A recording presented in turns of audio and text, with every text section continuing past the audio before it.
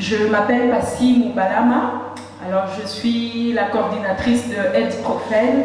Aide-Profène qui veut dire Action, Initiative de développement pour la protection de la femme et de l'enfant. Alors, quand il s'agit de se présenter, parfois je me dis, je commence par où?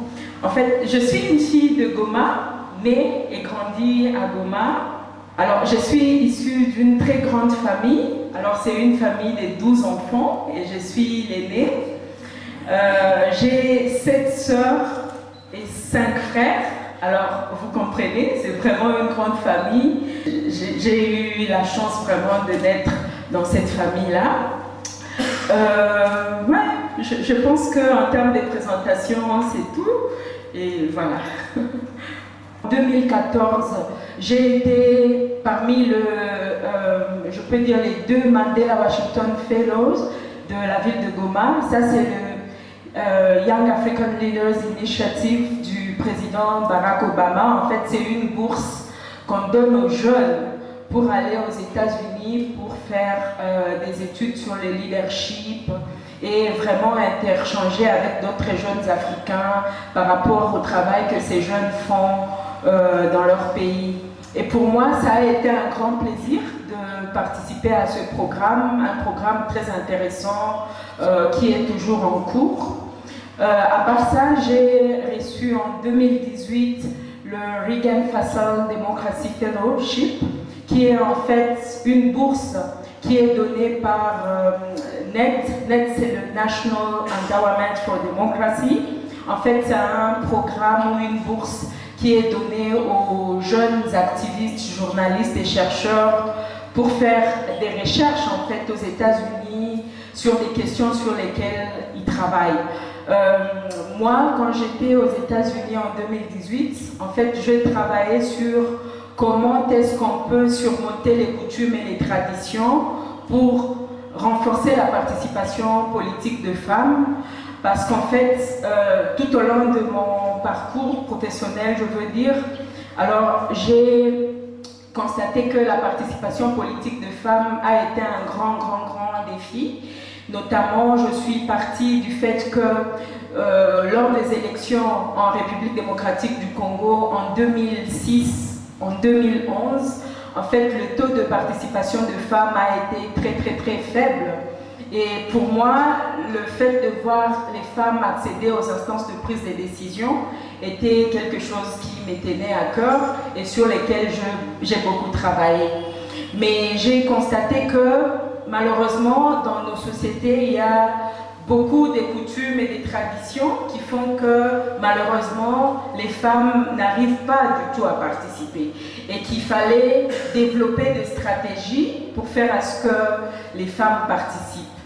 Je viens aussi d'être nominée en fait pour le Women of Distinction Award. Ça c'est à New York, déjà en mars. À la fin du mois, je vais y aller pour recevoir officiellement le prix.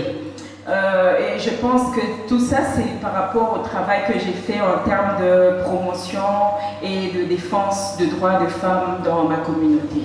Alors, quand je suis partie à l'université, en premier graduat, en fait, j'ai fréquenté une église que beaucoup peuvent connaître ici, chez le pasteur Joël, ministère de Jésus-Christ pour toutes les nations.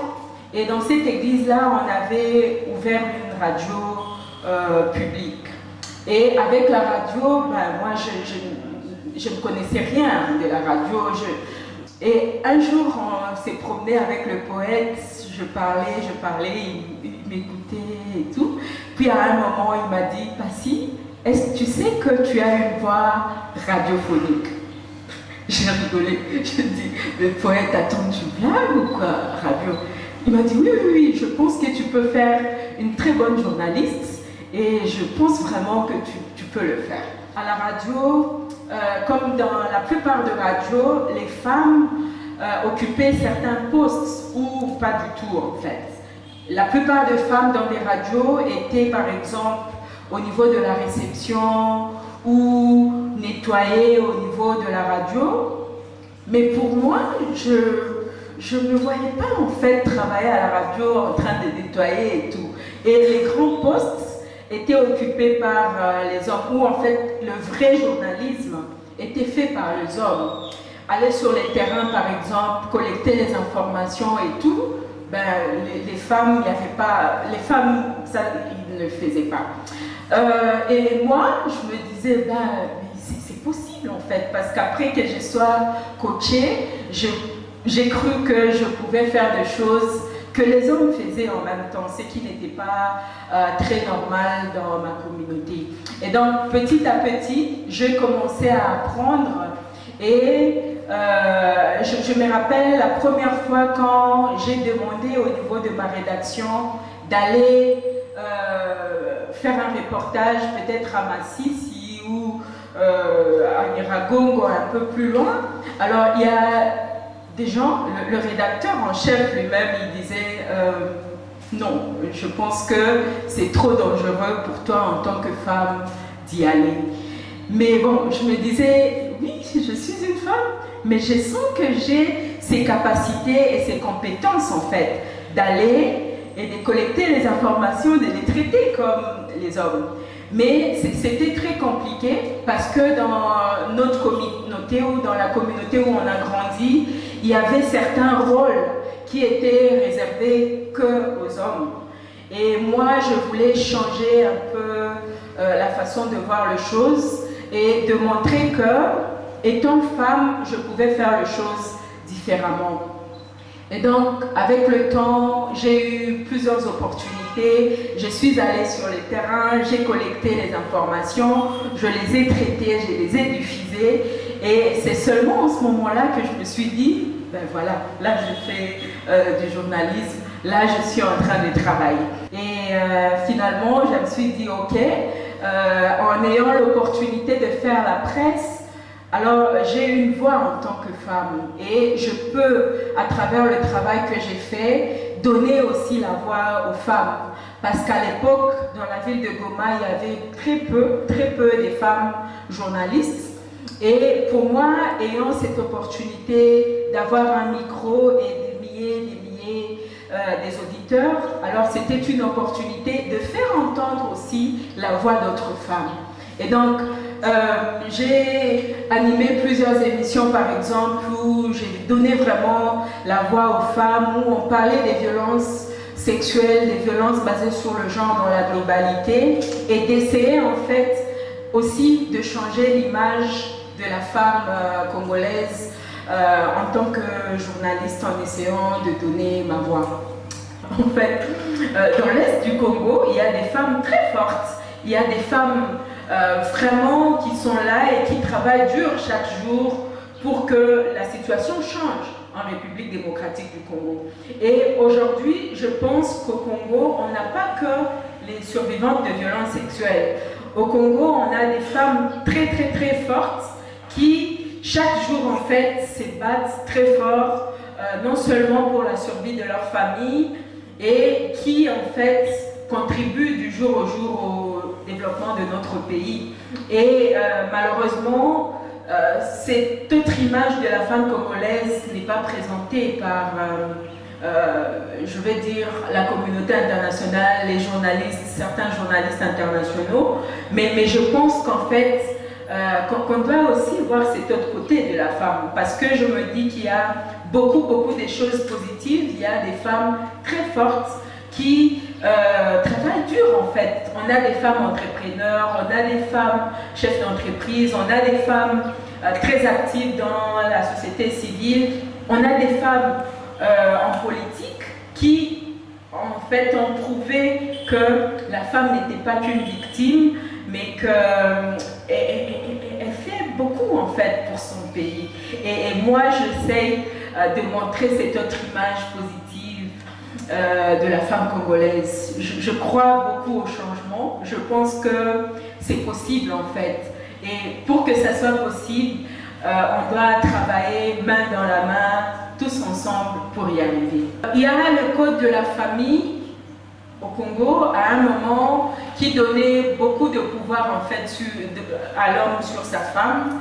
Par exemple, il y a des articles dans le code de la famille qui disaient avant que la femme pour travailler avait besoin de l'autorisation de son mari et que la femme en fait en ce moment-là n'était pas considérée comme une personne qui pouvait décider si elle veut travailler ou pas.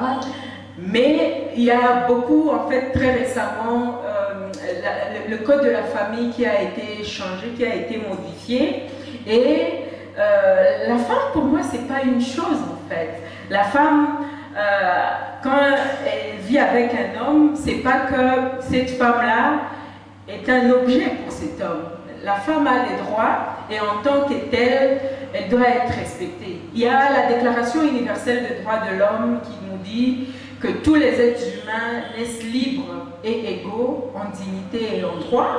Et la République démocratique du Congo ayant ratifié différents textes au niveau international, alors il ratifie aussi tous ces textes, notamment la Déclaration universelle.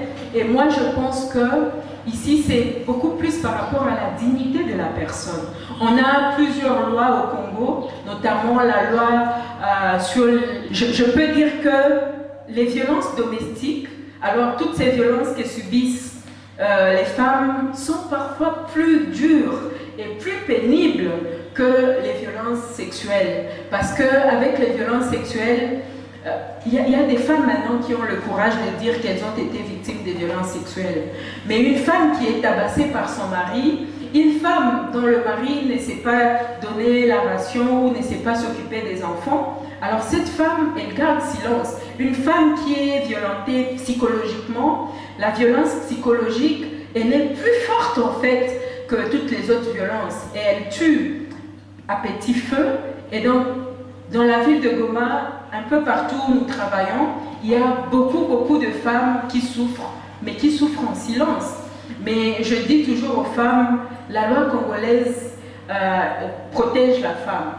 Mais on doit veiller à ce que toutes ces lois qui protègent les femmes soient respectées en République démocratique du Congo. Et c'est le travail que nous faisons. Je crois que c'est possible que le changement arrive. Mais pour y arriver, c'est pas que Passy, dans son petit coin, qui va changer les choses. Alors c'est un travail d'ensemble, un travail qu'on doit faire tous ensemble. Pas seulement les femmes, parce qu'aujourd'hui, quand on parle du genre, quand on parle de la promotion des droits des femmes, on ne voit que les femmes. Alors, les associations, les organisations féminines et tout. Mais je me dis, les hommes devaient aussi contribuer à la promotion des droits des femmes. Et quand, par exemple, dans notre organisation, on travaille sur les droits des femmes, parfois on dit « et les hommes ?» Alors, ça veut dire, est-ce qu'on travaille qu'avec les hommes? Moi, je dis non, on travaille avec les hommes et les femmes. Parce que les combats pour, pas seulement les droits des femmes, mais le combat pour la promotion et le respect des droits humains, c'est un combat qui doit se faire par nous tous, hommes et femmes ensemble. Et quand on cherchera à le faire seul en tant que femme, pour moi, ça c'est planifier l'échec. Et que on doit vraiment travailler avec l'homme. Pour moi, je dis souvent que l'homme n'est pas notre ennemi. L'homme, c'est notre allié. Je l'ai dit, par exemple, pour les femmes qui sont en politique, que quand on travaille, c'est pas qu'on doit travailler qu'avec les femmes. En fait, il y a les hommes aussi qui sont des grands alliés et on doit vraiment renforcer ce lien de travail ensemble, de travail en équipe pour une seule cause, c'est lui de respecter et de faire respecter le droit de la personne humaine.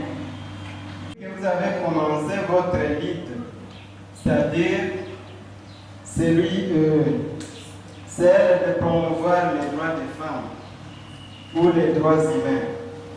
Jusqu'à aujourd'hui, quelle est votre appréciation sur la manière dont les hommes considèrent les femmes? Ou pouvons-nous dire que la donne reste la même, où il y a des avancées qui sont remarquables jusqu'à présent? Si vous pouvez donner en termes de chiffres, ça serait bien. Merci. Dans notre société, dans notre mouvement. Et je ne pense pas que connaître la loi, les articles, ça peut aider vraiment à ce que les femmes jouissent de leurs droits. Et je suis d'avis que c'est la capacitation, on doit travailler à ce niveau-là. Si elle est autonome, si elle a le pouvoir au sein de sa famille, je suis très sûre qu'elle peut changer les choses et que l'homme va les considérer. C'est le fait que tu es là qui est demandé, on te donne tout, que les choses ne changent pas. Alors, chers amis, on doit travailler dans la capacitation et les choses vont aller très bien. Merci. Moi, je suis Zawadi Rosalie, je suis journaliste à Radio Okapi et je suis également présidente de l'Union nationale de la presse du Congo Nord Kivu. Je félicite Passy parce que j'admire son courage. Merci beaucoup pour nous avoir présenté le travail, mais aussi comme femme, comme mère de l'Est du Nord Kivu, je me dis parfois les droits des femmes tels que présentés par les activistes, c'est une bonne chose. Cela aide les femmes à comprendre qu'elles ne sont pas les biens privés des hommes, ce qui était le cas avant. Mais est-ce que parfois la démarche, est-ce qu'elle est vraiment bonne? Et c'est la démarche qu'il fallait prendre pour éveiller les femmes. Lorsqu'on doit dire à une femme qui n'a pas étudié, une femme qui n'a pas de pouvoir financier, qu'elle doit réclamer ses droits. Oui, elle les fait. Mais après, qu'est-ce qui arrive? L'homme, il est parti parce qu'il dit que la femme est insolente, à la lumière de la coutume. L'homme est parti, il abandonne les enfants et la femme, les enfants ne savent plus aller à l'école. Est-ce que ça règle les problèmes ou est-ce qu'il fallait travailler sur la capacitation des femmes avant? Parce que franchement, une femme indépendante, l'homme a du mal à la traiter de n'importe quelle manière. Donc une femme indépendante, elle se libère elle-même par sa capacité. Une femme qui a étudié, une femme qui a un pouvoir financier, elle se libère. L'homme se comporte d'une manière déshonorante, elle se libère elle-même. Elle n'a même pas besoin d'un activiste pour venir lui rappeler à l'oreille que là, on est en train de violer tes droits. Elle-même ne les supporte pas. Mais nombreuses sont les femmes qui supportent parce qu'il n'y a pas d'autre alternative. Je vais partir, mais mes enfants, ils vont étudier comment? Je vais partir, qui va payer les soins de santé? Je vais partir, je n'ai pas de maison. Je vis dans la maison de mon mari. Et chez moi, à la maison, je ne peux pas rentrer. Vous voyez un peu?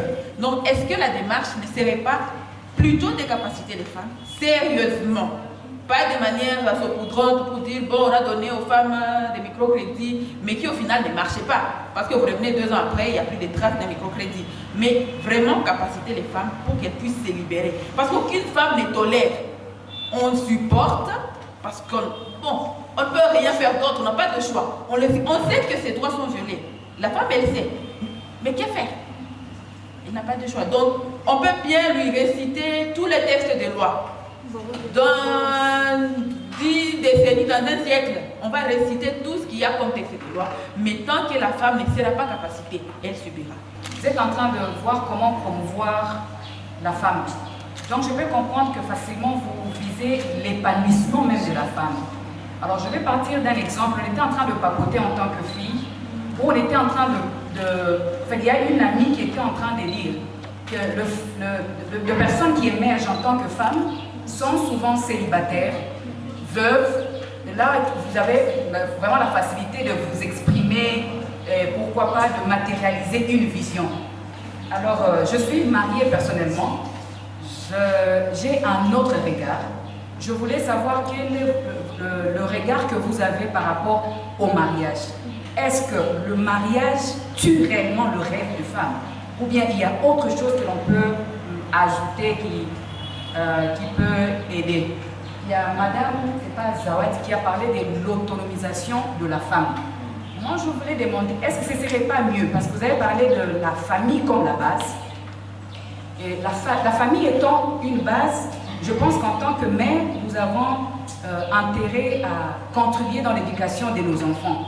Moi, je pense qu'au lieu de parler de l'autonomisation de la femme, peut-être, on parlerait de l'autonomisation de la fille. Pourquoi pas? Parce que déjà, dans la famille, on aide la fille à être autonome et par conséquent, elle grandit avec, elle n'aura pas à dépendre, elle n'aura pas forcément à dépendre de l'homme. Et pour question d'étudier, je suis de ceux-là qui qui demande, qui encourage les filles d'étudier, parce qu'avec le bagage que vous avez, personne ne peut vous l'ôter. Voilà un peu. Donc, je voulais savoir si, à votre niveau, quel regard vous avez du mariage. Est-ce que le mariage tue réellement le rêve? J'ai oublié de le dire. Je m'appelle Madame Agui, je suis pasteur responsable d'une église. Merci. Abandonner les études pour le mariage, c'est la grosse bêtise. Franchement, à moins que l'homme que tu épouses accepte que tu continues à étudier. Ça, c'est différent. Si l'homme accepte que tu peux continuer à étudier étant marié, ben, c'est bon. Mais j'encourage plus les femmes à finir leurs études. Parce que quand tu as fini, c'est en ce moment-là que tu vas être autonome, comme on le disait tantôt. Quand tu n'as pas fini ou quand tu as abandonné les études sans même un diplôme d'État, ma chère, écoute, c'est pas facile. Tu vas faire peut-être le business et tout, parce que peut-être tu n'as pas besoin d'un diplôme là-bas, mais je pense qu'on a toujours besoin d'un diplôme. Et l'éducation, comme je l'ai dit, education is a key, comme on dit. L'éducation, c'est la clé. C'est vrai, vous allez me dire, ben, il y a des gens, on dit à Goma, à Levani et tout, ils n'ont pas étudié, mais ils sont riches. Mais bah, chance et que c'est dit, comme on dit. Alors, je pense que, moi je crois beaucoup en l'éducation. Je pense que, en tant que femme, quand on a étudié, on est plus différent. C'est vrai, ça me rappelle une chose. Parfois on dit, ah, vous les femmes qui avez beaucoup étudié, vous réfléchissez beaucoup et tout. Les hommes ont peur des femmes qui ont étudié. Alors, il y a ça aussi. Mais je dis, ok, un homme, s'il a peur de moi parce que j'ai étudié, alors cet homme, il n'est pas très intelligent, je suis désolée. Parce que quand une femme a étudié, cette femme va travailler, et quand la femme a travaillé, il faut être marié en fait pour comprendre ce que je dis. Même si on m'a demandé si toi tu es mariée. Parce que le mariage, c'est pas la petite bague en fait. Moi je dis, en fait, il y a beaucoup de choses qui peuvent faire à ce que les gens avancent. Et c'est très, très, très important. Les hommes mariés vont comprendre qu'un homme qui travaille seul, imaginez, 2 secondes. Alors, ta femme n'a pas étudié, donc elle ne travaille pas, elle est là, elle se réveille le matin, maquillage, make-up, comme on dit, elle est là, elle attend que papa ramène. Papa, tu dois aller travailler pour nourrir la famille. Et pour nourrir la famille, c'est tout. Quand on dit l'homme, il prend en charge la famille. Et vous connaissez donc c'est quoi? C'est dont je parle. Alors, Michumbi, le sel, l'huile, plantes pour maman, les cheveux, les chaussures, même les sous-vêtements, les hommes ils payent. Et moi je dis, une femme, et pour les hommes en fait, ça pèse énormément. Et il y a les hommes en fait, parce qu'on parle que de violence sur les femmes, mais il y a aussi des hommes qui sont victimes aussi. Dans le sens où la famille, c'est plus en fait la joie de vivre ensemble, mais c'est un fardeau. Parce que on t'a montré qu'en tant qu'homme, c'est toi qui as la responsabilité de prendre en charge ta famille. Et les hommes travaillent, mais souffrent en silence. Mais je me dis, quand tu as une femme qui travaille, une femme qui peut t'aider, balancer ma carte, qui donne le mot à doigt qui charge. Donc, un seul doigt ne peut pas tuer une épouse. Justin a posé la question par rapport à l'appréciation des hommes sur les droits des femmes. Est-ce qu'il y a des avancées? Je pense qu'il y a beaucoup d'avancées aujourd'hui en fait. Dans la ville de Goma, Justin, on peut voir par exemple des femmes qui conduisent des véhicules. Hein. Ça c'est quelque chose qu'on ne voyait pas avant. Alors, parce que c'est un peu comme pour la viande, on pensait que bon, un véhicule, ça c'est beaucoup de lustres, c'est trop difficile, une femme ne peut pas conduire. Aujourd'hui, on a des femmes. On a des femmes quand même qui sont chefs d'entreprise, qui travaillent, et on sent que les droits des femmes, c'est un grand combat parce qu'ici, il s'agit de changement de mentalité. Et pour moi, le changement de mentalité, ça prend toujours beaucoup de temps, ça peut prendre beaucoup de temps, mais on sait voir qu'il y a des avancées. Je ne sais pas le dire en termes de chiffres, comme vous l'avez demandé, mais je pense quand même qu'il y a beaucoup d'avancées. Et ce qu'on veut, la vision en fait, c'est que les hommes et les femmes, nous ayons les mêmes droits. Je peux vous dire que même en Europe aujourd'hui, il y a toujours des inégalités entre les hommes et les femmes en termes de salaire et tout, mais c'est un combat en fait. Et on doit arriver à surmonter ces coutumes et ces traditions et essayer d'aller, peut-être pas à la perfection, dire où on sera égaux, parce que je dis toujours, on n'est pas égaux sur le plan physique, je l'ai dit.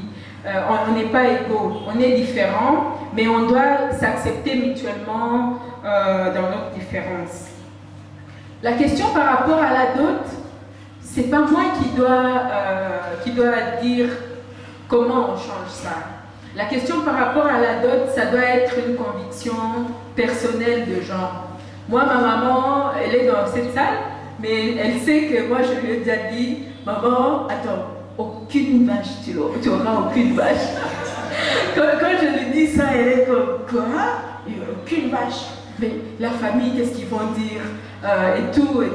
Alors, c'est difficile en fait, parce que les gens pensent que, bon, si on n'a pas donné une vache, ça veut dire que, écoute, alors tu n'es pas marié. Mais c'est pas question de vache. La dot, ça peut être un petit symbole en fait, c'est symbolique. Et je crois beaucoup que les femmes elles-mêmes devaient comprendre que c'est symbolique et que c'est pas parce qu'on t'a doté de 10 vaches, de 50 vaches que tu vas être heureuse dans ce mariage. On a vu des filles qui ont été dotées ou des hommes qui ont doté 10, 20 vaches, mais après un temps ils ont divorcé. Et c'est parce que quoi, cette relation a été fondée sur le matériel et pas sur l'amour. Et je pense que quand il y a l'amour, c'est plus durable. Les hommes, ils disent, cette femme, parce qu'elle travaille, parce que moi, j'ai pas de boulot, voilà, elle pense qu'elle est au-dessus de moi. Moi, ce que je dis aux femmes, c'est que travailler, c'est bien. Et quand je fais les sensibilisations, je dis, l'homme, c'est un partenaire.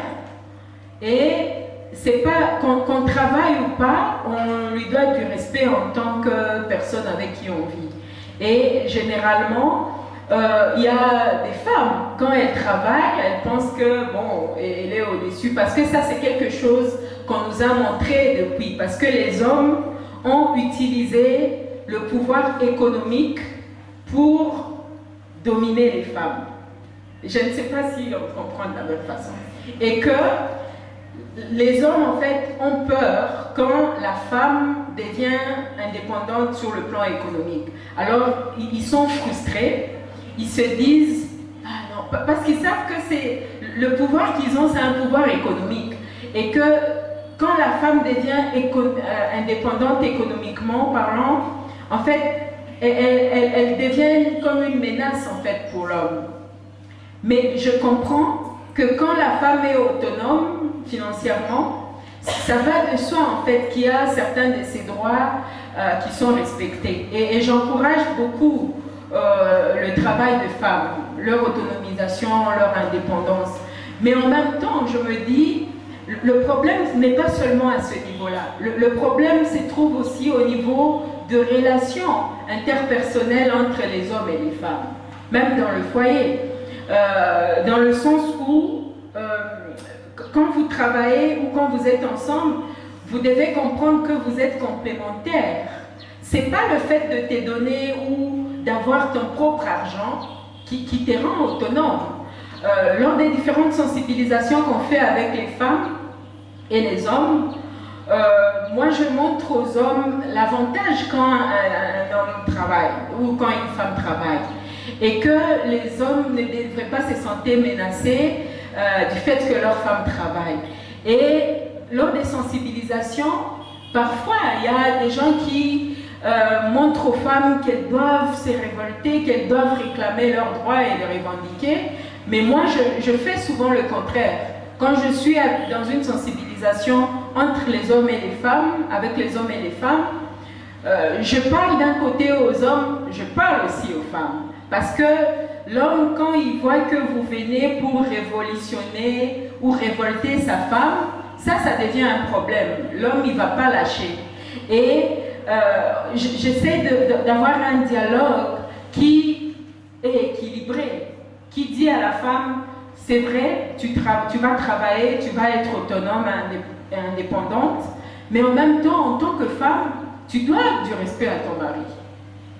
En fait, pour que le mari se sente que, ben non, en fait, on n'est pas là pour diviser le couple, on est là pour la durabilité du couple. Mais une durabilité dans la protection mutuelle et le respect mutuel entre le couple. Et généralement, c'est là le défi lors des différentes sensibilisations, parce que si on ne sensibilise qu'un seul côté sans pour autant tenir en compte les défis de l'autre, ça devient un problème et qu'il faut vraiment harmoniser de ce côté-là. Je pense que l'autonomisation de femmes, c'est une arme très forte en fait qu'on doit utiliser pour aller au-delà des coutumes. Parce qu'on connaît, il y a des femmes qui travaillent, mais quand elles travaillent le soir, parce que le mari n'est pas sensibilisé, il lui dit, écoute, cet argent-là, allez, tu amènes ici. La femme n'a pas de pouvoir de pouvoir sur son argent. Et c'est là que ça devient grave. Parce que je me dis, oui, je peux bien travailler et tout, mais quand tu rentres, le mari dit, ben tu amènes, tu mets ici, ça devient compliqué. Et qu'il doit y avoir un dialogue très important entre les deux pour se dire qu'on doit se respecter mutuellement quand on s'aime. Et qu'en se respectant, en comprenant que la femme n'est pas seulement votre femme, mais qu'elle est un être humain, et en tant qu'être humain, elle a des droits, alors là, ça va changer les choses. Il y a eu beaucoup de difficultés en fait dans le travail que nous faisons. Mais oui, c'est des choses qui arrivent. On s'est fait arrêter quand on travaille. Parce que quand on travaille, parfois on touche à des intérêts des différentes personnes pour dénoncer différentes violations des droits des femmes, des droits de l'homme dans la globalité. Parfois ça peut être la police, ça peut être les militaires, ça peut être les gouverneurs, le président de la République qui font des choses qui ne marchent pas. Et nous, en tant qu'activistes et défenseurs de droits humains, on est appelés à parler, à dire ce qui ne va pas. Parce qu'on se dit, garder silence, c'est une chose, mais quand on garde silence, parfois on a du mal à voir ce que notre silence peut rapporter après. Mais je pense que c'est un travail qu'on a choisi. Et tant qu'il y aura des droits humains qui seront violés au Congo, je pense qu'on aura toujours le courage de les dire.